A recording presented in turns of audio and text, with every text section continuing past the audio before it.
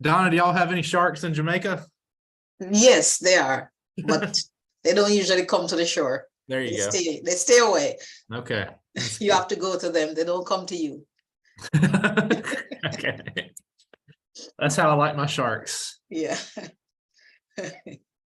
All right. Well, it is noon up and down here on my computer, so we'll go ahead and get started. Jabberjaw.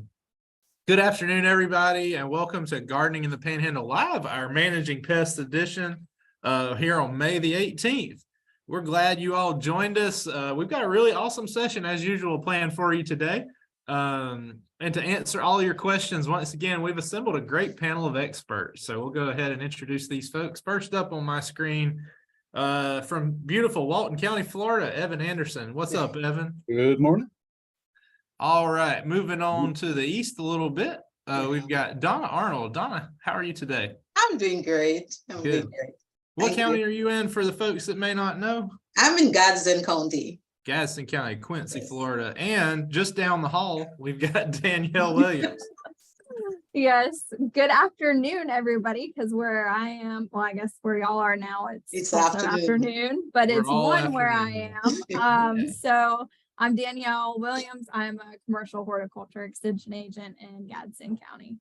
Awesome. Thank you. Of course, we've got a good group behind the scenes helping us out. We've got Josh Chris from Santa Rosa County, Julie McConnell, our just person and overall in charge of Gardening the Panhandle Live, does a little bit of everything from Bay County, and then Matt Lawler in the background from Santa Rosa County as well. So with that, introductions out of the way, we'll go ahead and get started. Again, thanks everybody for joining us today. So let's get into it, managing some pests. We're going to start off with just some general integrated pest management stuff, some questions that y'all asked, and we're going to get to them. Donna, the first one is going to you. This is a great question, and we actually talked a little bit about this on a Gardening Myths, Gardening in the Panhandle Live a little while back, but we're going to talk a little bit more about it today. Donna, what are some of the most common myths about pest control we should not believe and should discourage? All right, thank you for that question, Danielle. Well, Yeah. To start it off, I'm going to say, because I worked with fire, and the common one that we hear is that using grits, using club sodas on your fire ant mound, it's a no-no. It doesn't work. Mixing the mound, it does not work. We should not do that. We have effective baits that can use to control these fire ants, where you can either broadcast or apply on the mound itself. So there are things there. Once it have a label, go ahead and use it. That is labeled for pesticide. Another misconception that people go around is like, not all soaps are the same. So your common detergent in your kitchen, it's formulated to strip grease, right? So you using it on your plant can result in some undesired things, like, it might even strip the oil from your plant, and it will result in damage to your plant. So like I said, there's insecticidal soap, go ahead and use those, and always, like we said, the label is the law. So those is something that we don't want to use. Just go about any soap. Another one that comes up frequently, which one of my colleagues is going to talk about, is the vinegar. Again, old vinegar. You don't want to just put that on your plant, But my colleague will speak more to that. So it's a no-no. Please do not use old vinegars to control your plant. And also citronella. Oh my God. We all are scared of the mosquitoes and all of that. So you know about the citronella. Sure. I mean, unless you go into the field and move around, and it's still limited. It does not work. It's very limited and it does not work. So that's another misconception. Growing my citronella plant on the porch is not doing it. It's not good enough. It's not enough. It's not, it's just limited. So that's something that, we want to discourage. Or not discourage, but for you to understand more about it. And also the moth. People are scared of snakes, myself, armadillo, does not work. If you have it in your closet, fine, but putting it out in your garden to scare the snakes away, it does not work. It does work in your closet, work where your clothes are, but not in your garden. And there are others, but these are a few of them that I'll just highlight today. So those are no-nos that we don't want to be doing, So leave the grits and the soap in the Leave the grits and the soda. Yeah, and those pouring gasoline on the mounds, those things, we don't want to do that, because those have environmental impact. So there's a number of things And we do have links where we can look at some more of these in the interest of time. Okay, thank you, Donna. Daniel. Okay. Danielle, one of the more popular things these days is how can we reduce our chemical pesticide usage? And so this question is, what are some non-chemical pest control things that we can do? Yeah, so that's a really good question. So you mentioned, IPM, integrated pest management. For those of you who may not be aware, IPM, that's a common acronym. I know that we use a lot of acronyms here at IFAS Extension, but IPM stands for Integrated Pest Management. And so IPM is this comprehensive approach to managing plant pests. So it's using many different methods to that kind of cause the least amount of harm to people, property, and the environment. So we're kind of using our chemicals as our last resort. So we're going to start with first and foremost, right plant, right place. So making sure that we are planting, the correct plant for the correct space. Recommended, follow the recommended planting dates for that particular vegetable or plant, whatever you are trying to do. So these are some of the cultural type control things that we can do. Essentially, we want to make sure that our plants are off to a good start. So removing any weeds that may be in the garden, choosing vegetable, if you're planting a garden, vegetable varieties that have some sort of resistance or tolerance to any specific diseases that you may have encountered, or maybe nematodes. And then making sure that whenever you do purchase plants, that your plants are free of insects and diseases.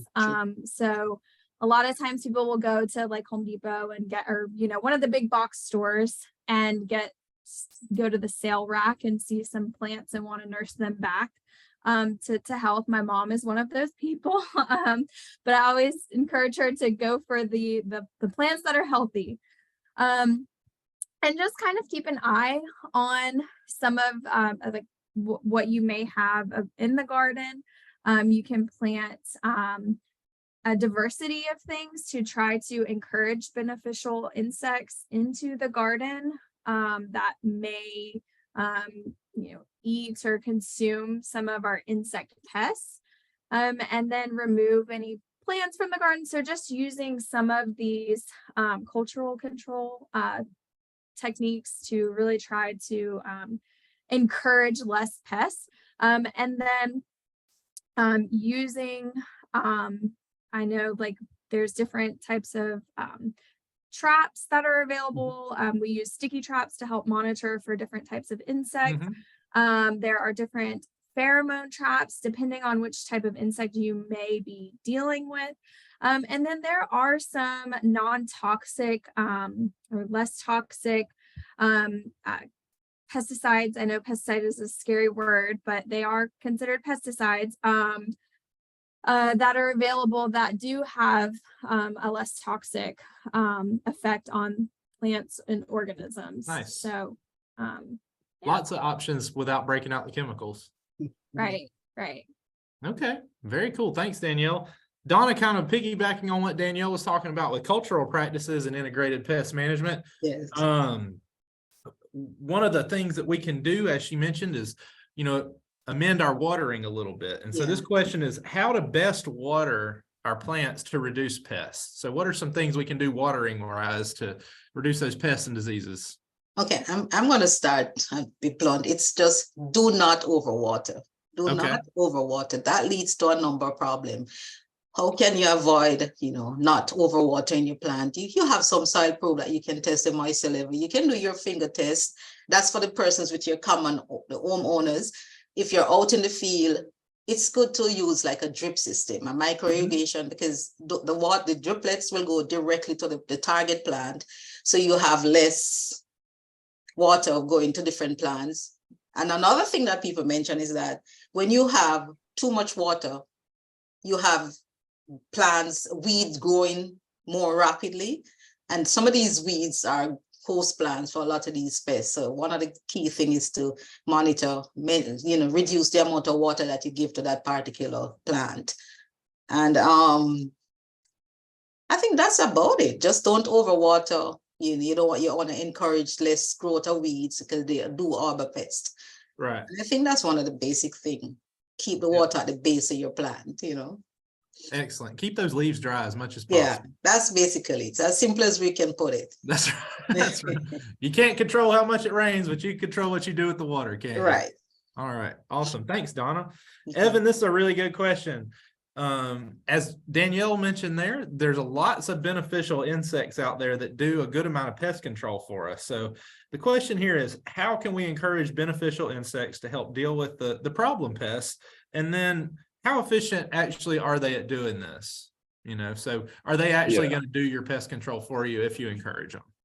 They can be pretty efficient if you Okay. if you have a good range of predators out there. So some things you can do are to plant some host plants for them, and you might not want a bunch of weeds right next to your garden, but anything with flowers and that sort of thing that's somewhat nearby, and that can work to your benefit also in terms of being trap crops. So if you have, say, some sunflowers nearby, you might see a bunch of stink bugs go toward them before they go to the other crops.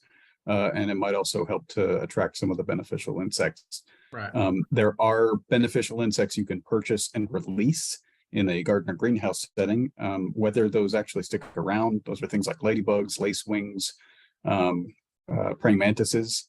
Whether they actually stick around in the area to eat the bugs that are on your plants is iffy. But in a greenhouse situation, that's probably more likely. In a garden outdoors, they're going to scatter. So it's not going to hurt. Whether it's worth your money or not is a question of how many pests you've got and how lucky you are in terms of keeping the critters around. There you go. Thanks, Evan. Evan, we're going to come back to you. We're going to switch into vegetable gardening a little bit. We've kind of just talked in general, but we're going to move specifically to vegetables. And this is a really common thing. Lots of people move to Florida every day. It's like thousands of people a week. So very common question. So let's get to it. Evan, this is my first year vegetable gardening in Florida.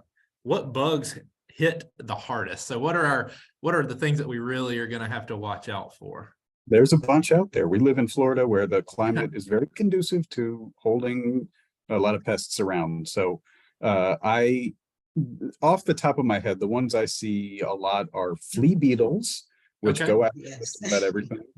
Caterpillars and all manner of caterpillars. Yeah. And it depends what crop you've got too. Sure. So different crops will attract different pests. Vine borers on squash are pretty common. There's aphids, there's scale insects, there's just a bunch of different. This is getting long, Evan. Yeah. Okay. I'll keep it to those. Those are probably the ones I I think there's just a lot of pests out there. But there's just a lot of pests. So scout regularly. If you need help identifying something, please reach out to your local extension office. Check out the link that's posted there. There's some, common garden insects that are listed on that publication, and definitely just ask questions and learn what you're looking for. Awesome. We're going to come right back to you here in just a minute. Donna, this is a great question too. What companion plants work best to deter pests in a vegetable garden? So maybe talk quickly just about what a companion plant is and then answer the question. All right, so maybe there are a lot of plants that we can use as companion plants. In fact, we did a research and it does work. So you have like your marigold was a common one that mentioned. There's your sweet alyssum. So basically what you want to do with your companion plants is to put them in an environment where they attract beneficials, so they reduce the pest impact. So it's kind of like a push-pull technology. So you want to encourage, like your citronella, not citronella. Citronella is also one that provides a good deterrent. Marigold, I did mention this. There's a sage, I don't remember the name of it off the top of my head. But if you put those crops around your existing crops that you want growing, your vegetable, your lettuce, whatever you have growing, then those companion plants will act as typically encouraging your beneficials, and then you can move away. Then when you encourage your beneficials, they attack your pest, and you have the pest load reduced significantly, not using a lot of chemicals and all of that. All right, very good. Yeah. Thanks, Donna. Danielle, shifting gears just a little bit. This is a very general question, but it's kind of related to Donna's a little bit. How to keep pests out of a vegetable garden. So this person's tried some companion plants like marigolds. Marigolds don't seem to do anything, or some of the herbs people recommend either. Yeah. So in your opinion, what are some of the best ways, just kind of general pest deterrents in a vegetable garden? Yeah, so that's a good question. I'll start with marigolds can be Can be. beneficial, Mhm.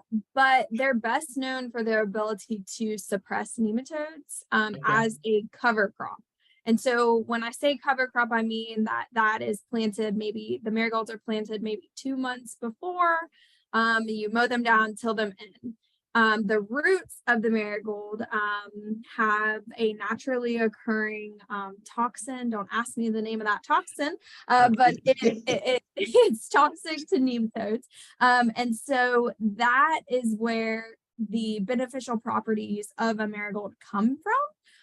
And so that is kind of a common, you plant marigolds with this, but when they're intercropped, their, I guess, effectiveness is not really great. And there's a really great UF article on some of the studies that were done with that. So that is one of those myths. And then in terms of how to keep pests out of a veggie garden, going back to some of our integrated pest management technologies, we do live in Florida. So, Evan said we have a great climate for insects, and we certainly do, insects and disease. So we really want to be realistic, okay, about pest management, because we're never going to eradicate insects from our pests, from our gardens, from our landscape. They're always going to be there. But we want to make sure that we can manage them and they're not taking over, right? Yeah. So setting ourselves up by, again, right plant, right place, following the correct practices for, fertilizer, watering. We talked about how overwatering can really increase. Over fertilizing as well. So plants that are over fertilized are very lush and nutritious and actually more attractive to some of our insects. And so you may find that you are over fertilizing, and that could be why you're seeing a lot of issues. But encouraging some of our beneficial insects and learning to recognize, I think this is really, really important, learning to recognize beneficial organisms or insects as opposed to harmful ones and ones that are actually causing some injury in your garden. That's really key, because I know a lot of people do not like insects or bugs. So you've got to recognize that there are actually beneficial and good insects out there. And so recognizing them and making sure you're familiar with what they look like. Some insects look different, and they're in different life cycle stages, depending on if they're an adult, a nymph, or, caterpillar. It's depending on what, species they are and what you've got. So being able to try to recognize some of those things so that that they're not actually harming, your tomato plant or whatever you've got planted. Nice. Thanks, Danielle. Evan mentioned caterpillars as one of the big garden pests in the Panhandle in passing earlier. Now we're going to hit 2 questions specifically related to those. So Evan, this first question kind of has 2 parts. So we'll just hit the first part first. So this client wants to know, how do I deal with caterpillars on my tomatoes? So we'll start there. Yeah, so caterpillars, the ones I often see on tomatoes with tomato hornworm, and those suckers get big and they look mean. You can hand pick them off. I usually look for the droppings because you can tell which ones are fresh. They're green. And if they're old, they turn dark brown or black. And you can find the caterpillar sometimes based on that. If you don't want to go through the trouble of hand picking big fat caterpillars off your plants, you could use a product called BT, or Bacillus thuringiensis, which is derived from a bacteria. It only affects caterpillars. So you put it on the plant and the caterpillars eat it, and it breaks down their stomach lining and they die. So that's fairly safe to use for not for the caterpillars. Not for the caterpillars, but to avoid harming other pollinators and that sort of thing. Yeah. Cool. So that's where I'd start with that. Okay, nice. Part 2. Squash vine borers, you mentioned them earlier. What can we do about those guys? That's a common problem. And if you don't want to use harsh insecticides, I would look for some row cover fabric, and you can get a very light row cover fabric that lets water and light get through it to the plants. Cover the plants when they're very young. And once you see the flowers pop up on the plants, you'll need to pull it back to allow some pollination. If you're still worried, the vine borer is a moth that lays its eggs on the base of the stem. The larvae burrow into the stem of the plant and then do the damage from in there. So you'll often see some frass or bug poop coming out of the base of the stem. You really physically exclude the moths from laying the eggs in the first place is the best thing. You can cut a vertical slit in the stem, up and down, and try and dig out the the grub, but that's difficult, gross, and may hurt the plant. So there's your options for that. Awesome. That's probably the most destructive insect that I deal with every year in the garden. They're just, it's so depressing to see your squash plant just wilting down, and there's nothing you can really do about it at that point. Thanks, Evan. So Donna, got another caterpillar question. Army worms. Evan hadn't really touched on this particular caterpillar pest yet. Maybe tell us a little bit about army worms, and if we get army worms, how do we control those little guys? Okay, so for the Evan and Daniel made it a little easier for me, because whatever the stage of the insect, we know we're dealing with a stage that is destructive. So the first thing that I would do to deal with army worm is scouting. You have to start there. So when you scout your fields early and you see those egg sacs, you can basically culturally remove them, maybe crush the egg sacs. So if you reach a stage where they start to emerge into larvae and you're seeing those first instars, because some of these army worms go up to 9 instars. So the larvae will start from first instar, second instar. That is when you want to control your insects. This is when you want to target them the best. They're easily controlled at this stage. So when you realize if you scout and you're still having that population going, then you can go in and do a number of control. There's some natural enemies hanging around, but is that enough to really control? Because as the name suggests, army, they will come in large abundance. They will attack in large abundance, and then the damage will be devastating. So what you need to do, one of the quick knockdown for them is using what we call a foliar insecticide. So if you have used all your other methods, your IPM, your cultural methods, your biological control is working together, and you still have an abundance of them where the threshold is too high, then you can go in and apply any foliar insecticide, and that should be able to control them. Yeah. So that's basically, because that's like for most caterpillar, that's how they operate in that stage where they're more destructive. Wonderful little critters they are. Yeah, they are. Yeah. All right, so we're going to move from vegetable gardening a little more into the landscape in the yard here, do a little ornamental plant integrated pest management. And so we're going to turn to our expert here, Mr. Evan Anderson. And Evan, the question here is, we've got some black spots that have shown up on the Indian hawthorn causing some problems. Maybe shed a little light on what those spots are and maybe what we can do to control it. Yeah, so I don't know. I've heard people say that Indian hawthorn kind of just anymore looks kind of rough. And I don't know if it's an outbreak of disease that's come in and really taken hold or what, but I've seen it too, where Indian hawthorn can look pretty rough. It gets these little spots all over the leaves and can kind of die back a little bit. It's most likely a fungal disease. It may be an entosporium, excuse me, fungus. But the main things you can do are choose resistant varieties of Indian hawthorn to plant in the first place, and then all the other cultural practices that keep fungal diseases from really taking hold. So plant them at the right spacing, keep them pruned properly, keep water from splashing on the leaves if you can.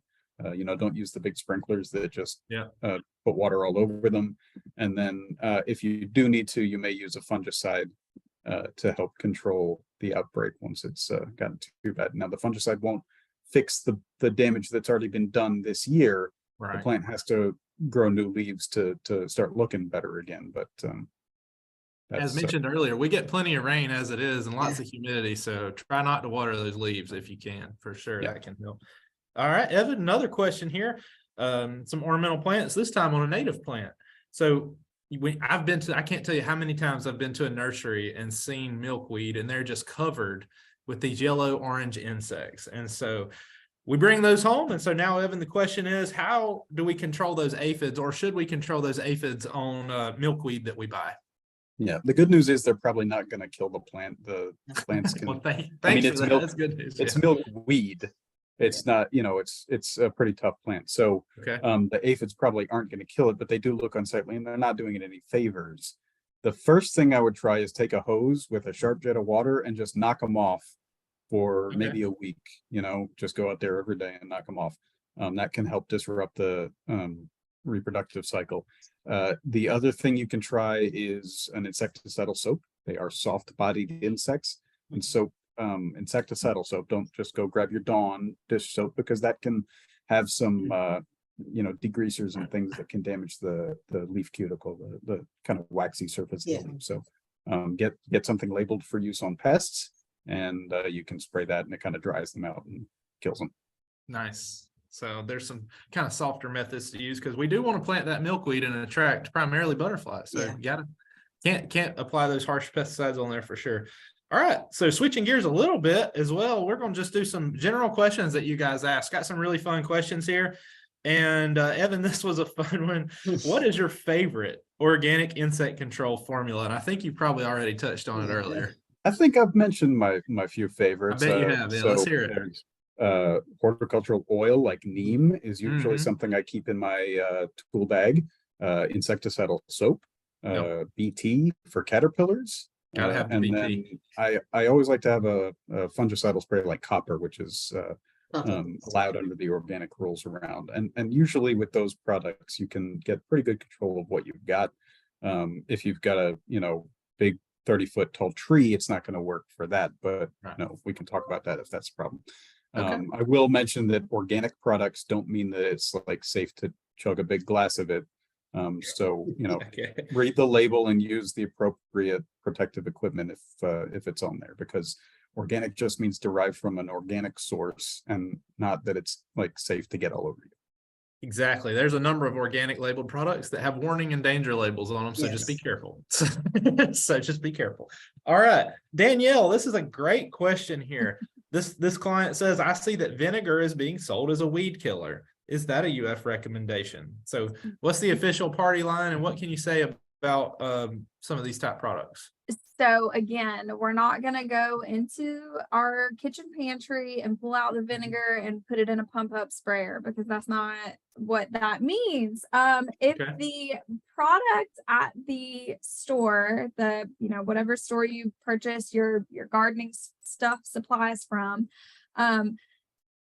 is selling a product and it has vinegar in it, and that particular product has a label, and that label says that it's okay for you to use on a specific site. So perhaps it's your lawn or whatever, Sure. wherever you're trying to use it, then that's okay. I don't necessarily know that UF recommends that, but we just recommend that you are following the label. So if there is a Sure. label that says this product is okay for use here or wherever you're trying to apply it, then okay, that's give it a shot.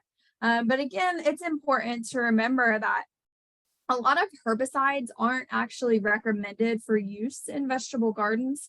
And so you want to make sure that you are following the label on that pesticide or herbicide, whatever you're using. And the label is the law. Many of you may have heard that, maybe not, but if you've ever come to a class with us, we typically beat you over the head with that. The label is the law. Heard that a few times.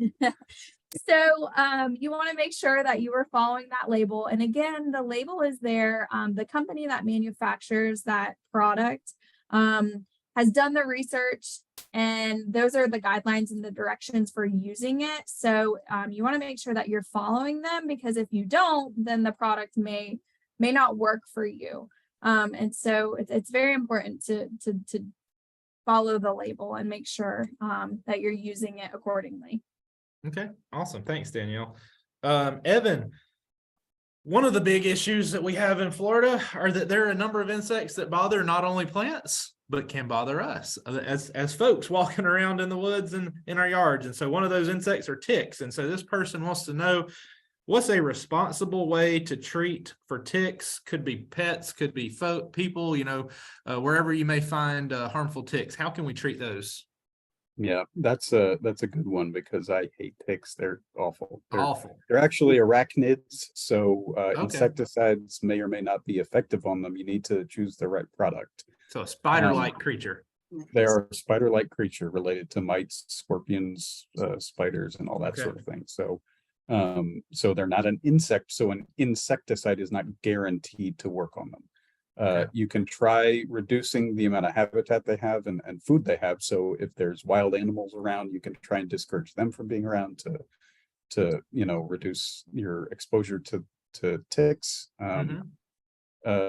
Definitely wear protective equipment, pants, socks, tuck your stuff in, and wear permethrin insect repellents to keep ticks away from you.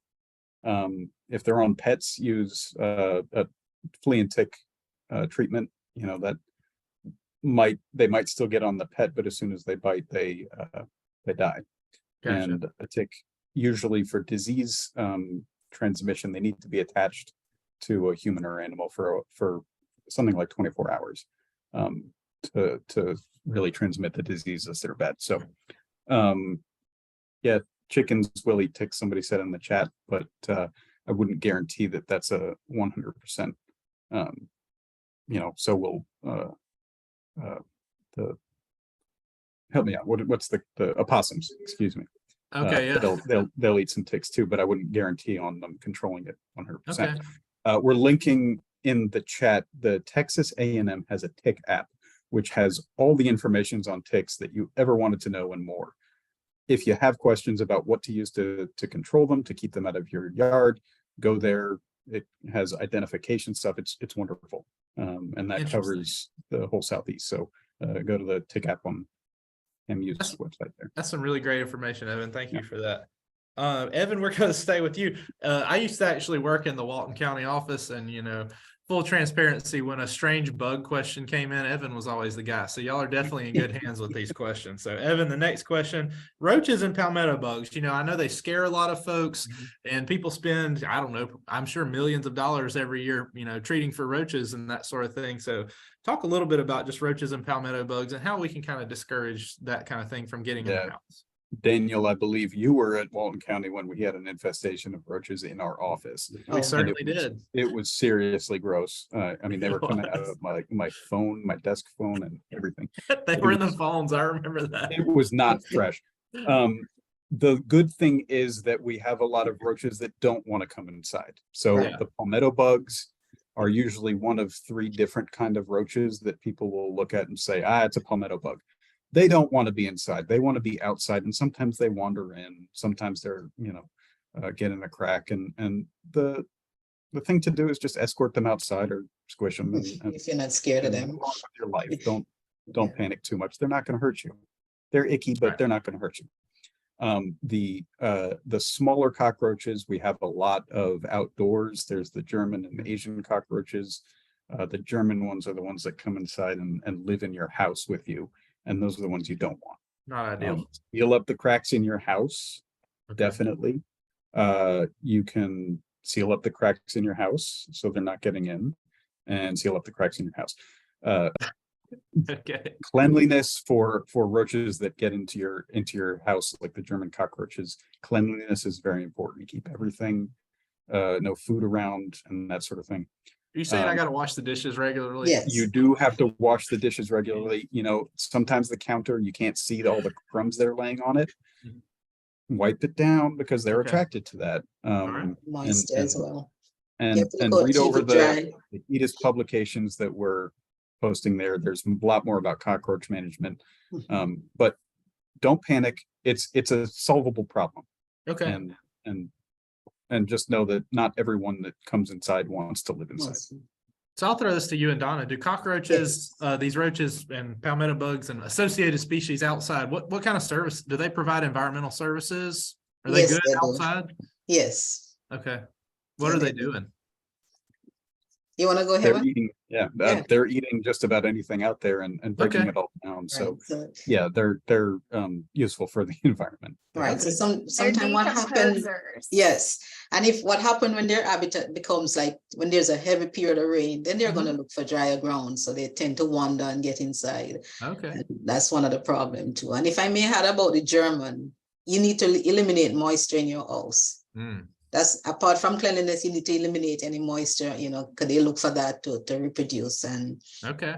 yeah, So like many things, better kept outside. yes. Okay, thank you. Hopefully y'all got rid of your population in Wong County.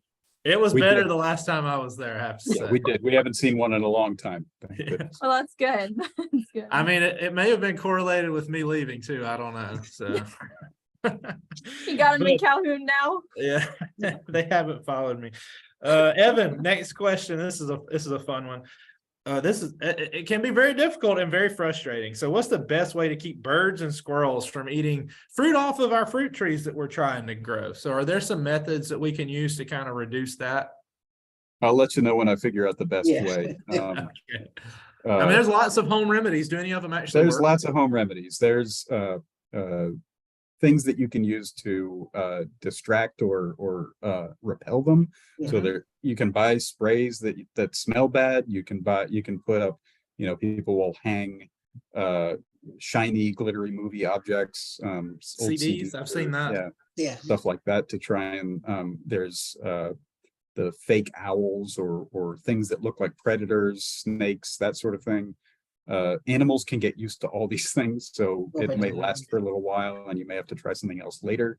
There's Okay. bird netting, which may keep things off of the bushes. There's little lead poisoning is another option. If you have a 22 in your possession, you might not within city limits, please use firearms responsibly, but Sure.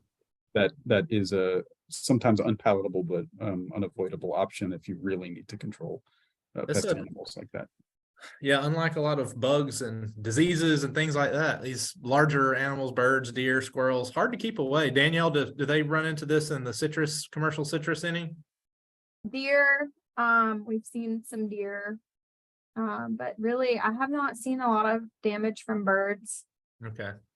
I Mm. know on the old on my persimmon tree that everything likes to get to those when they get close to being ripe. So I'll keep trying some methods and maybe Evan will come up with a silver bullet at some point. All right, next, Donna. So we've mentioned lots about beneficial insects, and a number of those beneficials are predatory insects. Could you give us maybe some tips on how to identify predatory insects? How do we know the good guys from the bad guys? All right. So Daniel was going to pitch in on this question with me. So Sure. Feel free, Daniel.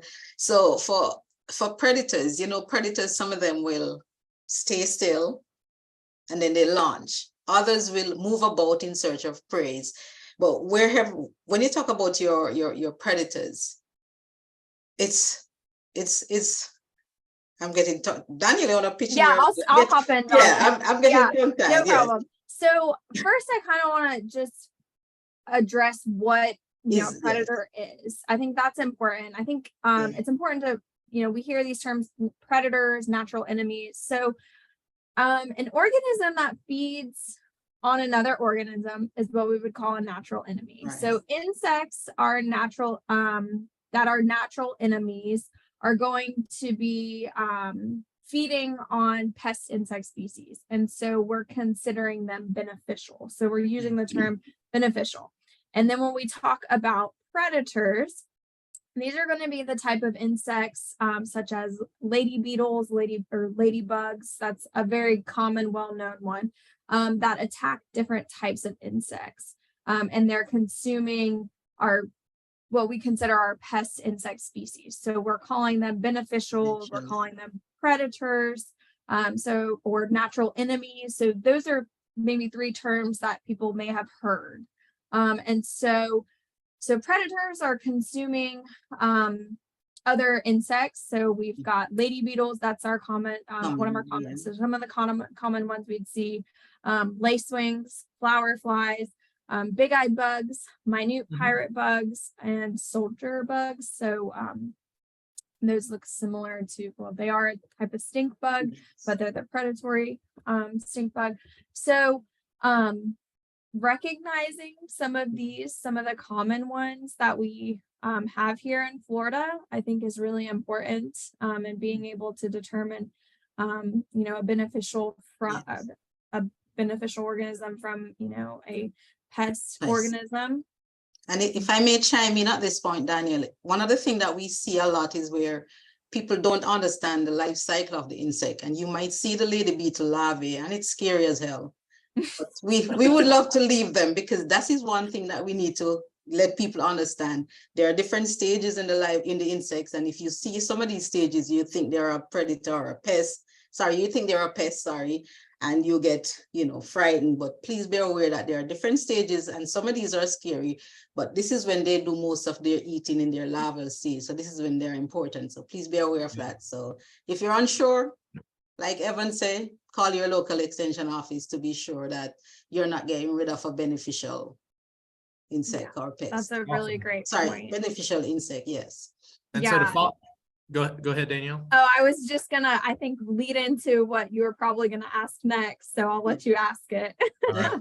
So to follow up on this question, Danielle, is there, if only there was somewhere we could go to identify these pests, is there a site or some kind of publication that you would recommend to identify pests? There is this, I know you probably can't see it. It's UF has this, well, first and foremost, of course, you can go to your local extension office. Absolutely. But UF has this really great guide. It's called Helpful, Harmful, and Harmless. Yep. And this guide is really awesome. So you can actually see the adults and the immature insect, and some even have some of the eggs, what they might look like.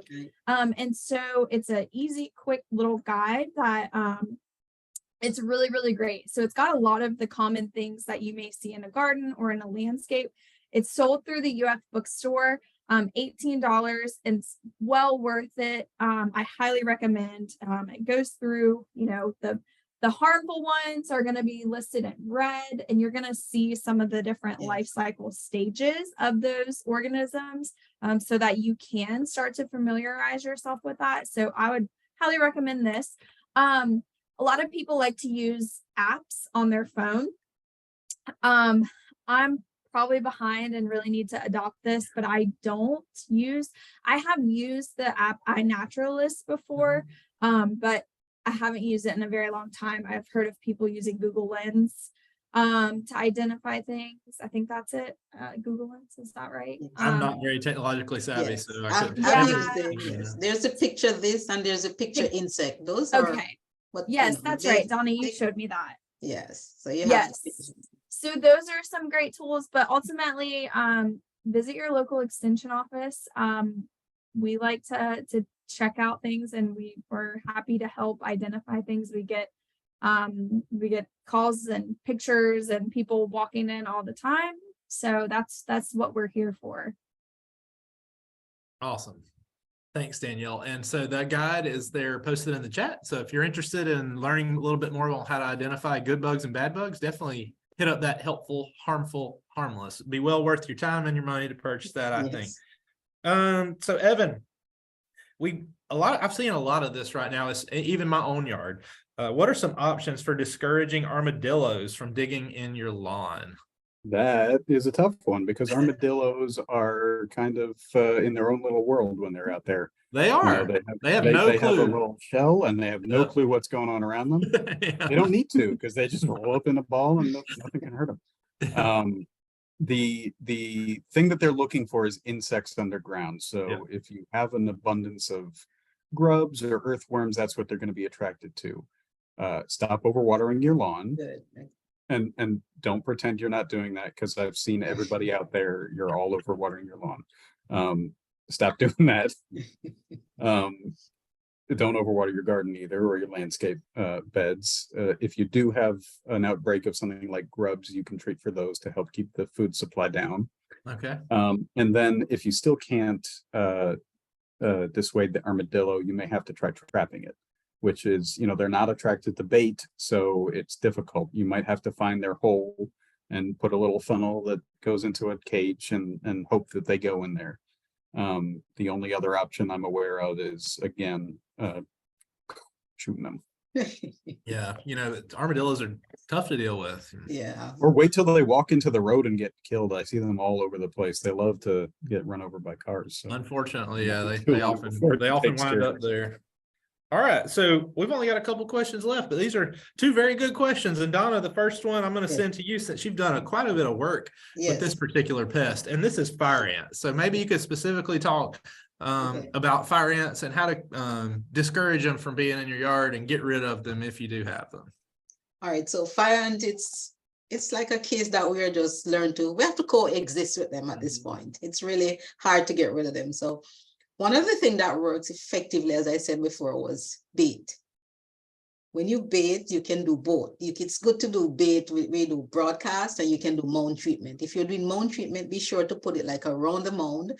Yep. And also the other thing that you need to understand is that after a period of rainfall, you'll see more in your yard popping up, because this is a time when they like to go off and do their mating dance, and then you'll see more. So you have to do timing.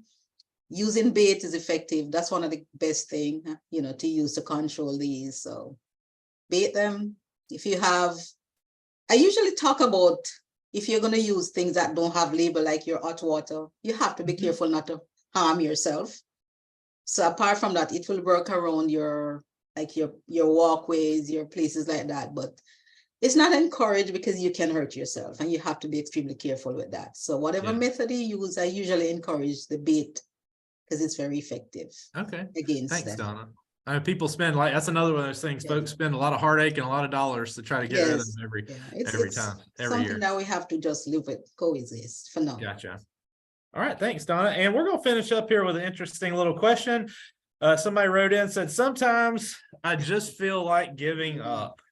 Between pests and diseases, gardening in the Panhandle is really frustrating. So maybe everybody leave us with a positive thought about gardening. So we'll start with Evan. Evan, what can you speak to this disenchanted gardener? It's a different climate here in Florida than a lot of people are used to. So just use it all as a learning experience. Learn when to plant, because that can have an effect on how many pests are out there. Learn what to plant. If you're getting eaten up by, one particular crop is getting just demolished, then try something else. Don't give up. It's possible to grow a garden here. Yes. You just have to learn how to do it. There you go. I like it. Donna, what you got? All right. Leave everybody on a positive gardening. Yes, I will leave everybody. So for me, don't give up. No, there are things that you can do. You have learned a lot from us today. IPM, timing, all of those are important. So it's good to never give up. Keep trying. If one species or variety fail you, try another one. There are resistant varieties that you can plant. And like Evan said, I don't want to be repeating too much, but timing is very important, type variety, because we're dealing with a lot of climatic conditions. And there's also, if you can afford, there's a protected hag where you can put your things in greenhouses, there's a lot of ways you can to get it going. So raise beds, don't give up. Thanks. And Danielle, what you got for us? Use our office, like our local extension offices, utilize us, and really reach out to us for help. That's what we're here for. I'll leave you with a quote. How about that? Yeah, I like it. Plant a garden is to believe in tomorrow by Audrey Hepburn. So I'll leave y'all with that. Nice. That's awesome. Yeah, I would just leave you guys with kind of echoing what everybody else said. Florida is a really rewarding place to live and garden in. You just kind of got to get adapted to doing it. Pay attention to the seasons and definitely lean on your local extension office. Pretty much every extension office in the state's got somebody there that's a pretty seasoned gardener, knows a little bit about it. We've been there, done that, so to speak, probably experienced many of the same problems you're dealing with. So we can kind of help you get through that. So definitely lean on us. That's what we're here for. And Donna, we have one last question, Donna, in the Q&A. You mentioned bait control. Is there any particular brand or source or something like that you prefer? I think I like the one. I think once it contain methoprene. And there's another one that I'm not remembering off the top of my head, but we could maybe send it to them later on. So Okay. once they're usually very effective. Once you go to your local stores and get them, they're usually effective. There's a number of products, yeah. that Yeah, are there's a just number of fire products. I ant can't baits remember and them off, yeah. they're all the top pretty of my head. effective. So again, remind everybody to please take our end of the session survey there. It really helps us know how we did and how we can improve in future topics. We are actually going to take a little bit of a break over the summer. So we will be back to you guys, I believe, on September the 14th, weed wrangling, September the 14th. 2023. So we'll be back in the fall. So y'all be sure to tune in, sign up for that, get your questions in. Just like pests, there's an awful lot of weeds out there we have to deal with. And so we will cover everything weeds. Y'all enjoy your summer and we'll see you back in September. Thanks for joining us. Bye. Thank you.